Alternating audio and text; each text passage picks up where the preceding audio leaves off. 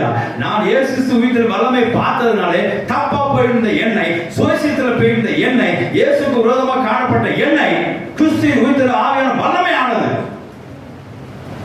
என்னை தேவ சித்தத்துக்கு ஒப்பு கொடுக்க வைத்தது, தேவ பாதையில் நடக்க வைத்தது, சுய பாதையிலிருந்து தேவ பாதைகள் வழிநடத்தி செல்வது, சத்திய நடத்தி வந்தது என்று சொல்லி சாட்சி சொல்கிறார். ஹalleluya.